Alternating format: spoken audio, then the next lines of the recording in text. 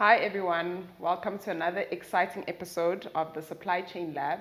Today we're doing things a little bit differently. We're joined by our head of department, Prof Mageto, and we're just going to be chatting about why we decided as a department to start the podcast. Welcome, Prof Mageto. Thank you. I think for those that don't know you, you should introduce yourself. All right. Thank you very much, Xihluke, and welcome to this episode. So my name is Prof Mageto. I'm a professor at the Department of Transport and Supply Chain Management, and I'm currently the head of department. Okay, thank you so much for that. So I think the first thing that we should discuss is just around how universities are now being forced to change how they are presenting themselves. And this is probably one of the reasons why we decided to start the podcast. So I did a little bit of research. Content creation has grown globally. We currently have 200 million content creators. And the creator economy is currently worth 200 billion. And it's forecasted to grow to 900 billion by 2032. And TikTok alone has 1.9 to 2 billion users globally. And that for us is quite significant because most of the consumers of TikTok are young people, of which our economy is made up mostly of young people. 75% of our population is under the age of 35. So content creation is quite important. And because 60% of our young people in the sub-Saharan Africa between the ages of 15 and 17 are not in school.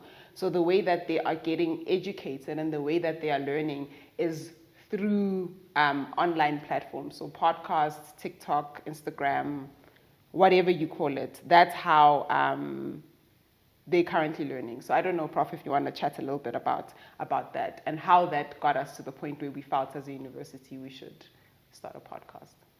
All right. Yeah. Thanks very much for that. It's indeed a wonderful industry, the content creation.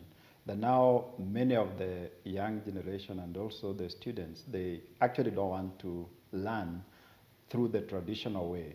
They would like a situation where they can see what their young people are doing. They want to look at what exactly is happening, and then they try as much as possible to tell stories about a particular issue. For instance, if we're discussing about last mile logistics, which is one of our areas that we cover in the department, it will be much easier when content creation around that area is created, and then there are stories about what does it mean when maybe an item arrives late? What does it mean when you buy an item online and it has to be delivered? So that when you're talking about things like sustainability or moving from petrol vehicles to electric vehicles for last mile deliveries. So when you create stories around this, then people understand you better. People get to interact with those stories in a much better way than print media, we can say, or maybe just from TV. So this kind of content, it is created in different languages.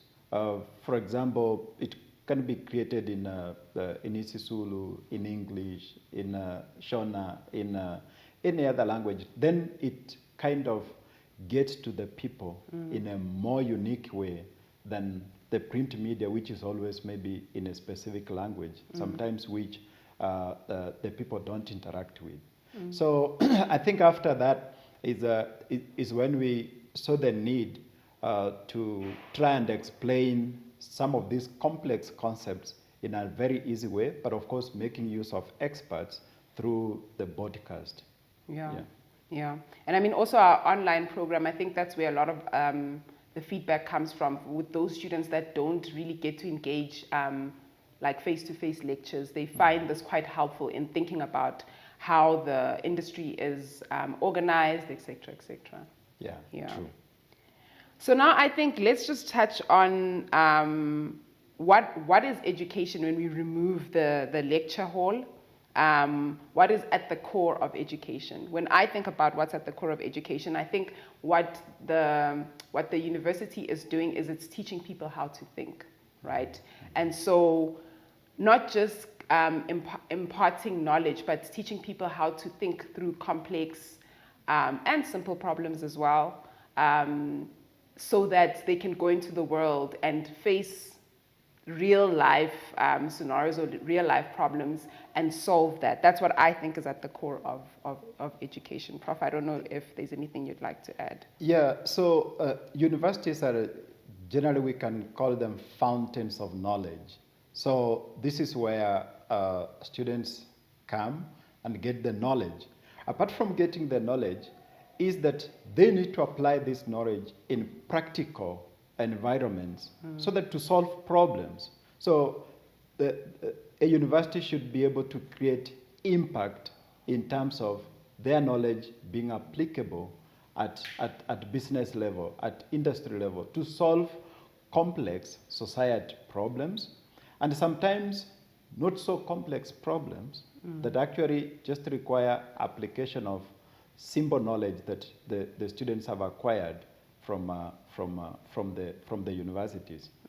So and that is why many of these skills that the students can learn even from the podcast are important skills that can actually solve problems in society. Yeah, and I also think it's important that students stop asking for the answer, like, is this going to be in the test? How should I think about this? But they need to actually start to think how to engage with the content, and then how to use that content to formulate the kind of careers that they believe they need to have, and not be so reliant on, like, because I went to this institution and I've gotten this information, now it's going to, solve all my problems.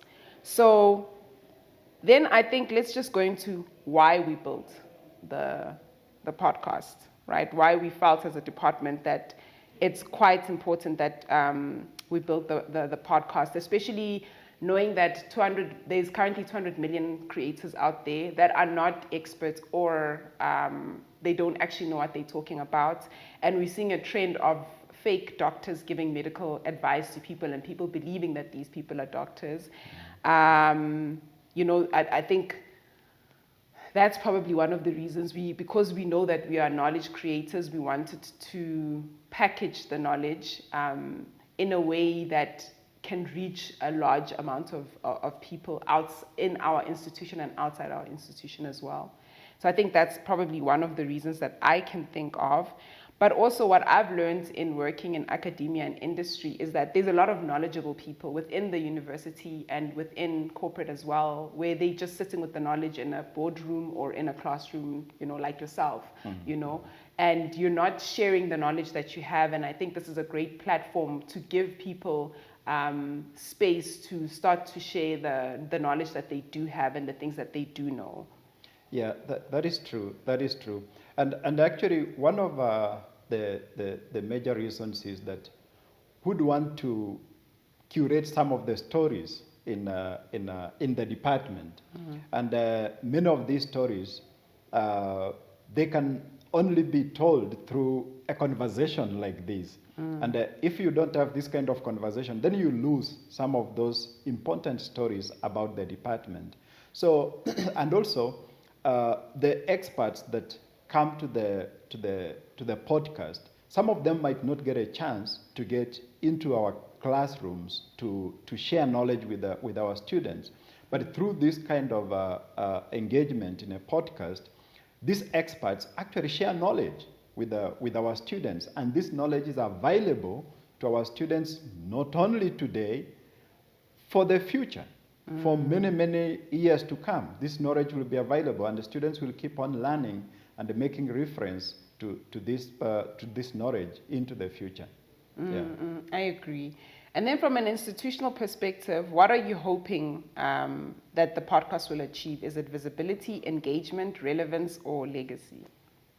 Yeah, to me, the most important thing is relevance. of the podcast. So the podcast must always remain relevant in terms of what discussions are being conducted.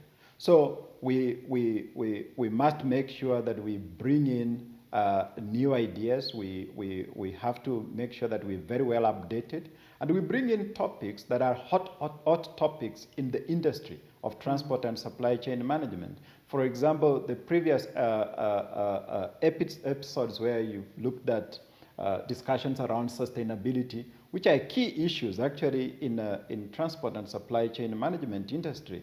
You think of issues to do with the technologies. Those are important issues. And these are the things that we are incorporating in our curriculum. These are the things that our students are going to study. These are the things that our students find in our classes. Yeah.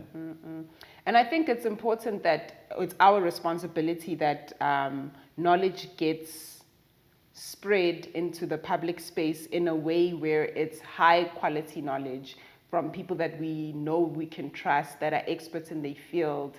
So I think as an institution, we also have that responsibility to also take up a little bit of space in creating some of the content that the other content creators are, without necessarily competing with them. Yeah, true, 100%. But also another thing is that it gives an opportunity for our academics to also tell their stories from an expert perspective. And these stories, it's knowledge that is given free of charge to the masses. So even those people who don't come to the university, they'll still get this knowledge. So it's actually a knowledge dissemination role that we are also playing through the podcast. And the reach is also huge. Remember, we're sitting in Johannesburg, but anyone across the world can listen to us, can get knowledge from Johannesburg, from South Africa. But also, there are those students who might actually not get a chance of going to school. And now there is even kind of a promotion of micro-credentials. So these students can actually learn from this podcast and follow some topics around this area. Yeah. I think one of the surprising thing when it came to the podcast is I think the idea initially was we thought we were creating a platform for students to get a little bit more insight into the industry, into what people are doing. But what I've found is the biggest consumers of our content are actually industry people.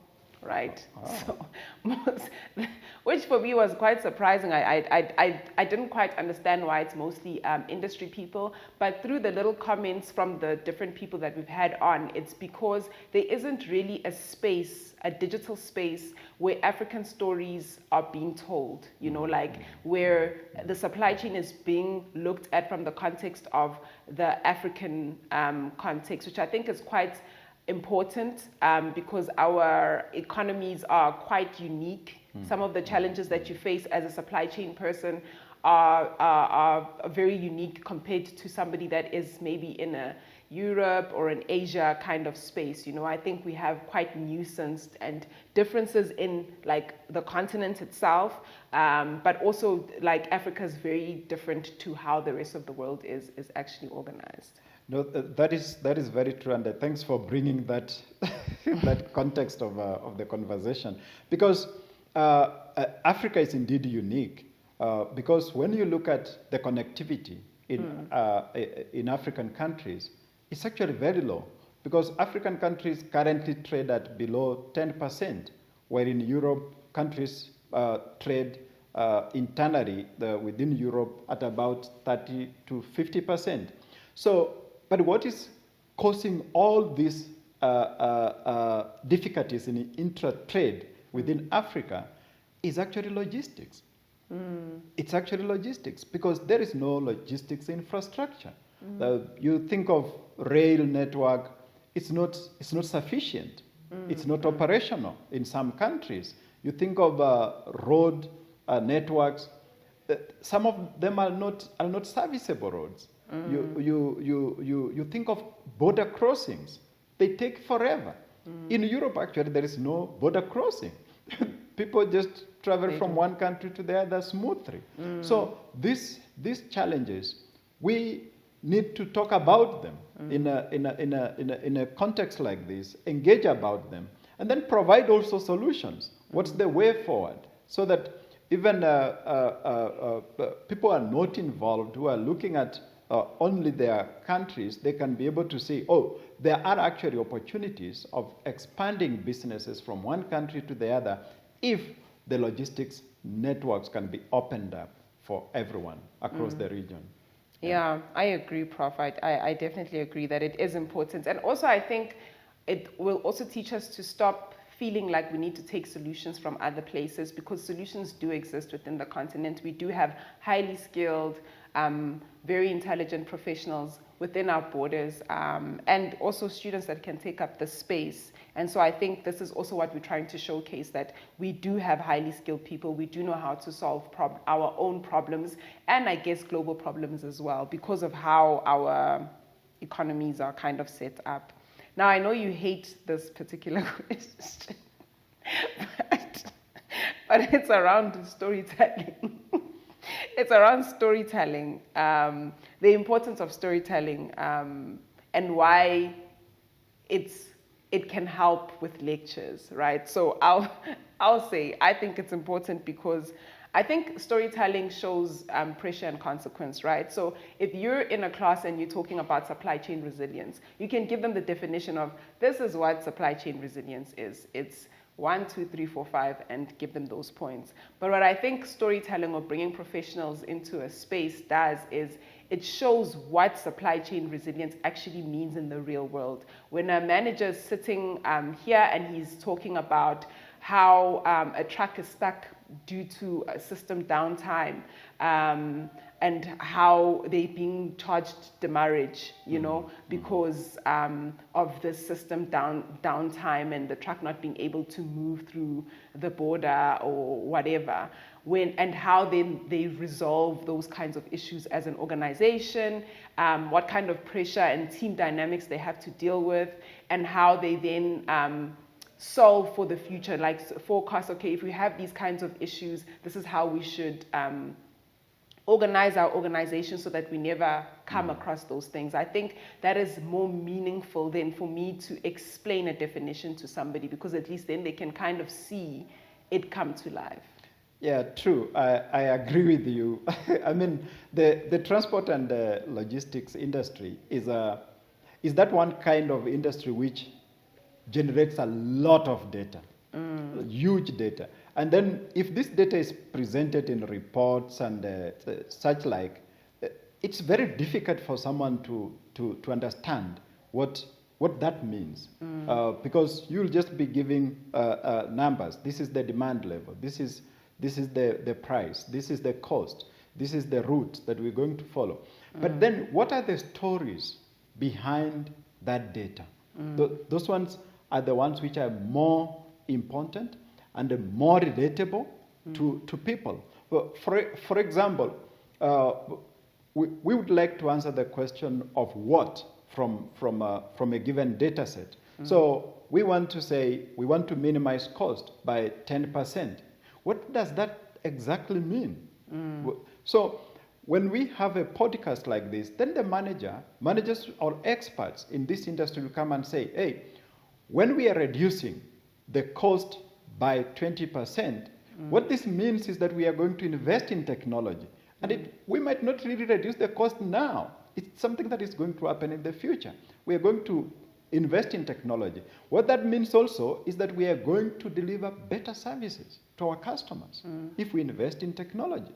What that means is that the data we are going to collect using the technologies is going to help us offer customized services to our clients. That is what it means. It also means that based on these technologies, we are going to do proper route planning to avoid disruptions in production, to avoid disruptions in deliveries. So the stories behind the data are actually very important and very rich. And when they come from the experts, then people can be able to relate. Customers can be able to relate and understand, that is why, because organizations incur a lot of cost to do last mile deliveries, that is actually why I'm charged delivery fee. Yeah. So the stories behind the data in transport is very, very important. Yeah. I agree. And I think the next conversation point is just around how students hearing professionals or alumni shared lived experience bridges theory to practice, which I think we kind of touched on. But what I think is important to then just highlight is that even if as a professional I can sit here and say our organization is looking at more sustainable practices because of 1, 2, 3, 4, 5, how my organization is doing it is not necessarily the only and correct way to do it. And I think by me sharing the story, what it should do is, instead of students thinking like, okay, that is the way to do this particular thing, what it should do is it should make them curious about what other ways can the same problem be solved, instead of this problem can only be solved in this particular manner. And I think this is what has been happening, and the world is kind of forcing us, because of all the complexity and changes and how fast everything is changing, it's kind of forcing us to think about, to become more curious and not kind of think this is the right answer. Yeah, true. I agree with you. And this kind of conversations also bring in ideas that are context related, because some solutions can work well in some contexts, but they can actually not work in other contexts. For example, what you call efficiency in developed countries might not be at the same level of the efficiencies you're talking about when you're talking about the developing countries or the countries in Africa. So, the whole issue is that whenever we having this kind of conversations, we get people and experts from various contexts, and they provide their stories. They provide their ideas, how they tackle issues, especially if it is maybe sustainability issues. What does sustainability mean to them? To some organizations, sustainability means having an electric vehicle. To some other organizations, sustainability means using solar power. To some other organizations, sustainability means using less water. So it will be varying from context to context. And this kind of conversations, especially in a podcast where you get experts from different backgrounds, it helps the listeners, the audience, to get different views on how to solve a particular problem. Yeah. I agree. So the next one, I don't know if I should answer it, because I might get fired if I answer it. Maybe you should answer it by yourself. Has the podcast influenced academics in the department? So I think one thing that the podcast has done is that it has helped, number one, to showcase the history of the department, like where has the department come from. This is a department that is about 57 years old. So it started in the 1968, and it has been developing over time. And apart from that, the department has also grown over time. It started with a small staff, offering only one qualification. But over the years, the department has improved in terms of its offering. It has also gone an extra mile and started offering industry practical qualifications, which we call the non-subsidized programs. And also the department, over the years, it has made sure that the knowledge that it's offering is relevant. So the podcast has given the academics an opportunity to share this kind of history, which was not easy. I mean, you can't just start maybe authoring articles about that history, but it's an history that comes out through conversations like this. But also, the podcast, through the guests that come here, lecturers have got an opportunity to actually invite some of the experts to their lecture halls, to their students, so that they talk to their students. And this has been very important. Beyond that, some of our academics who are conducting research have found very good respondents to their studies, when they're collecting data from experts who have participated in this podcast. Beyond that, the podcast has actually helped us as a department to start an advisory board. And this is a big thing for the department. So I can say the podcast, beyond sharing these conversations to the audience, it has helped the department realize some goals that it was not even going to realize. Okay, I'll sit this one out. I'll sit this one out. So we've had different episodes with professors, CEOs, and students. What are some of the patterns and insights that stand out for you? For me, I've jotted down 3. So the first one is that everyone is navigating a lot of uncertainty right now. You know, the world has really changed a lot and is changing a lot at a very fast pace. And everybody's currently just trying to make sense of that change and what that change means. The second one is that technical expertise is definitely not enough. You know, soft skills are becoming more and more critical. And so, I mean, I think at UJ we have a lot of group work, which students absolutely hate. However, I think it's an opportunity to develop your soft skills through doing that group work. And I think soft skills are probably the most important skills that you need in the working world, whether it's entrepreneurship, academia, or corporate. And then the last one is that from an African perspective, we are very innovative, but it's not documented. You know, a lot of the case studies that we're still using are based on American or European organizations, but we do have really, really great organizations that are coming up or that have existed within the African context. It's not well documented and it's not in a case study. So for me, those are the 3 main things that I've learned, or the 3 main insights that I've gotten from the podcast. Yeah, other things is also the hot topics in our industry. So topics like sustainability are big issues. Topics like ethics in supply chains have also come out to be big topics of discussion in this podcast. But also beyond there is also what we've seen is the importance of micro credentials, especially short programs, which especially industry people can enroll in. Because one thing that comes out clearly is that some people nowadays, they don't want to study for long qualifications. Yeah. They want knowledge that they can apply now. And what we've seen is that knowledge keeps on changing. It's changing so fast that what you knew today, tomorrow might be outdated. Yeah. So micro-credentials are important and are going to be important into the future. And I think that is where, as a department, we need now to start thinking about how which courses are going, which skills are going to be more and more important, because industry people will need more upskilling than qualifications in the future. Yeah, I agree. So what are some of the feedback that we've gotten from the podcast, like about the podcast? All right. I mean, I can read the comments that people have shared.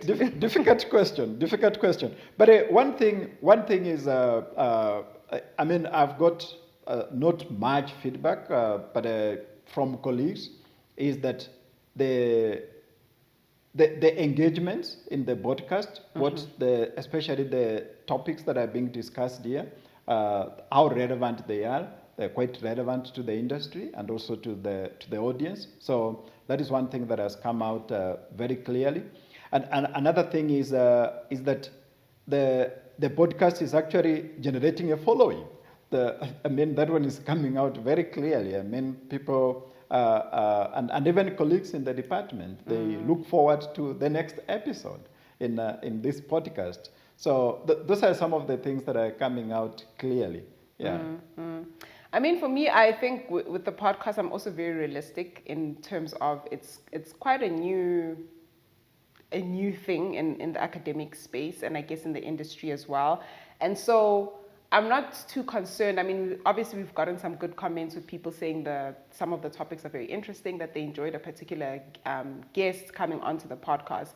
But for me, I think what is important is that we're creating a space where we're kind of giving students or people in the industry to see what other people within the industry, within the same industry are doing, how they're thinking about problems, and creating a space where somebody can sit with themselves and think, okay, what meaning can I make from from all of this information that I've gotten from this podcast, and who can I become?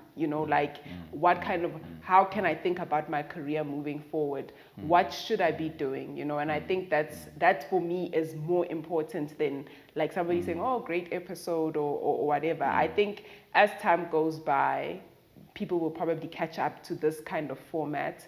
But yeah, for now, I think it's just that curiosity of like, people starting to question themselves, starting to think about their careers differently, and students getting that insight into, oh, this is what this field looks like, this is what people are doing, and how do I think I can add value to this space?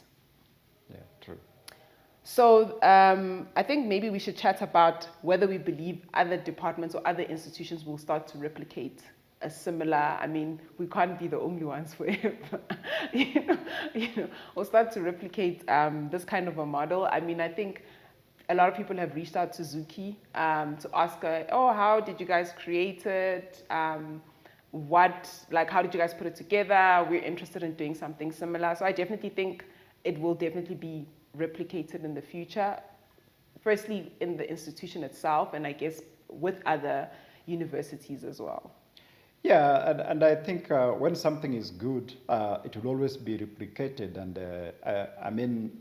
we'll be very glad for anyone to learn from us and know how we're doing it, because it's not possible for us to tell all the stories. We'll only tell stories within our field of influence and also only our field of expertise. So it will be great that if we can have more of these stories coming up also in other disciplines, so that the audience and also knowledge can be shared in a very easy way. Yeah. And how do you believe African institutions can start to lead the global conversations on new learning formats rather than just following the global trends? Yeah, that's a difficult one, because I mean, as you said before, innovations in Africa are there, but they're never documented. What that means is that innovations, if they are not documented, then they are not shared. Then it becomes very difficult for Africa to play a leading role. But again, for us, it's not actually about following, but we need to ask ourselves, what is the best way to learn so that we can solve our problems? So that is the most important thing that we need to ask ourselves. Which knowledge is good for us, and which learning methodologies are good for us, so that we can be able to solve our problems? So it will be more of context-based, and we need to look at what problems do we have, and the universities should play a leading role in identifying those problems and then saying, this is the way we're going to learn to solve our problems. Because any learning system should be able to solve its problems in its societies. Yeah. I mean, I think even when I think of myself as a student, right, I think one of the big things that I've asked myself, even in my research, is with these big global topics, what does it mean in the context of where I am? How does this look? How does sustainability look within the African context? There's things that we need to consider, right? Like just transition, right? Like in any transformation, when it comes to the African context, it has to be just. It has to uplift the people of this economy or of this continent. It can't just be because the global West or the global whatever is doing this, we should follow.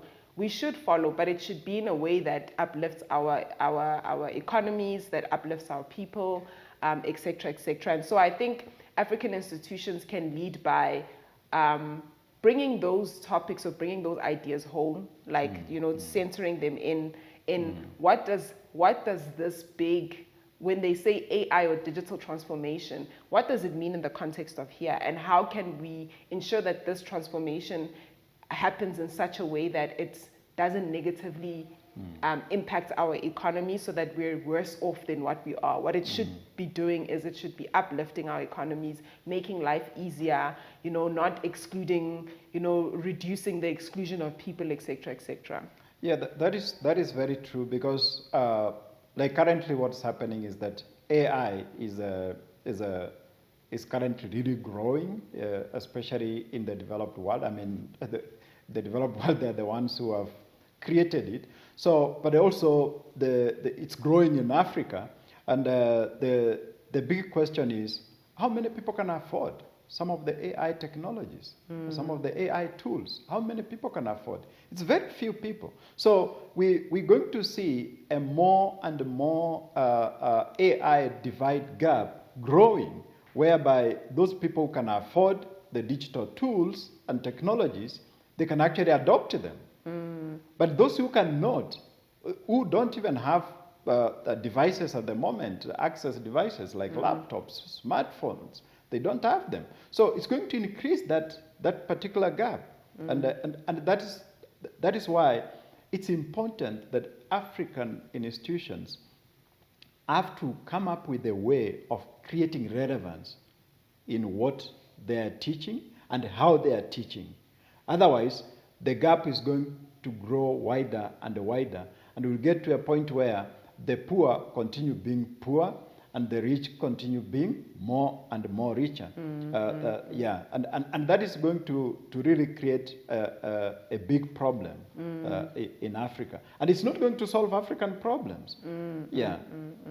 I mean, I do think, though, that technology does have some good, I mean, there was in my study, there was a guy that said he believes, well, in this particular global organization, which has a footprint in South Africa, he was saying by them introducing robotics into their operation, it will allow women to take part in jobs that are predominantly male-driven because they require like heavy lifting, like construction kind of work of like, removing things. So not necessarily that women were not allowed because of sexism, but because just physically it was not possible. But having robotics in the space now allows women to then control a robot from a control center to do that work, which brings women into that space now, and disabled people as well, right? So I do think there are some technologies that will help, and I do think it's important for us as Africans to think about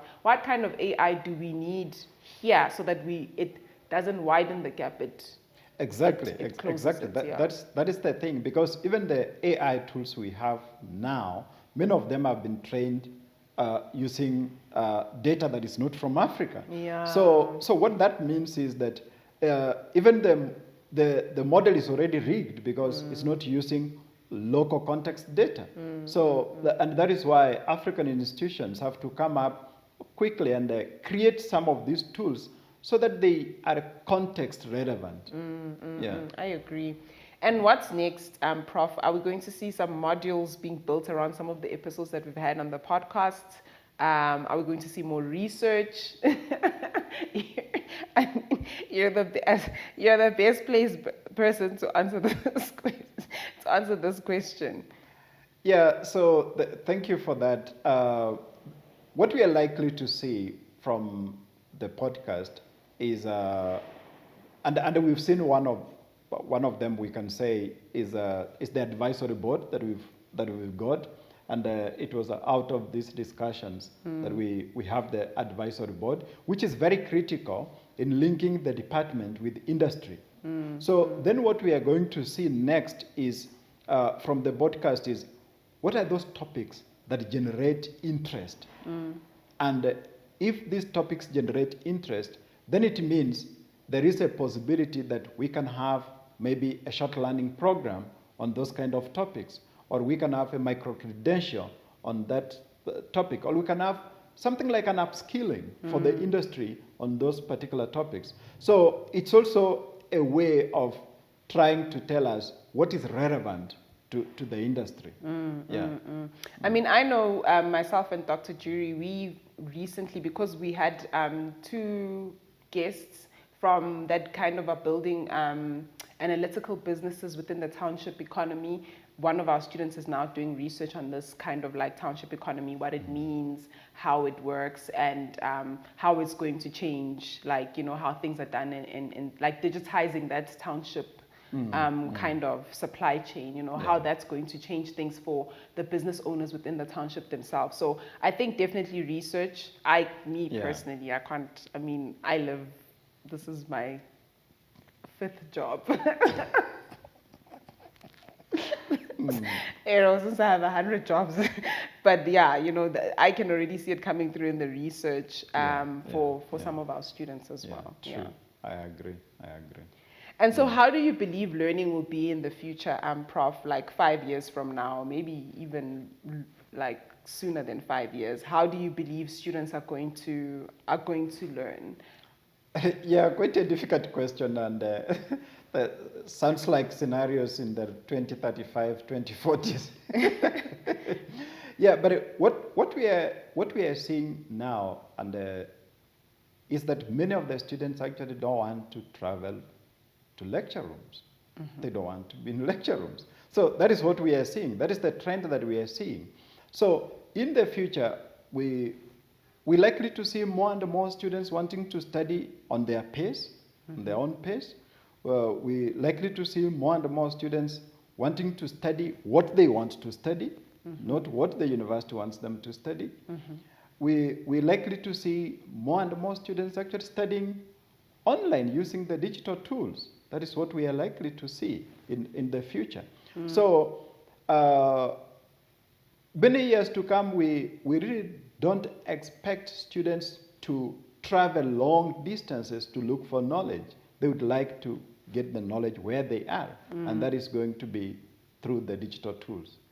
Yeah, I mean, I think one of the main things with how the world is set up now is that lifelong learning is just how it is now. You can't just get a qualification and believe like you're done, you know. And so for me, I think because lifelong learning is something that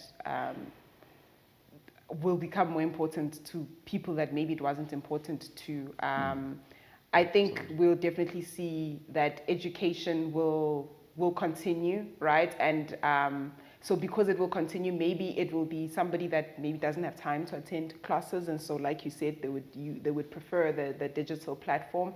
And I also think it will also become diverse enough to cater for everybody as well. You know, there are students that prefer classroom learning. Like for me personally, I don't think I would perform well if I went to UNISA. You know, I don't think I would do well. I think classroom learning gives me a little bit of pressure. You know, it helps a bit. So I think then people will also have diverse options depending on their learning styles of whether they want to attend the classroom or they would rather do online, you know.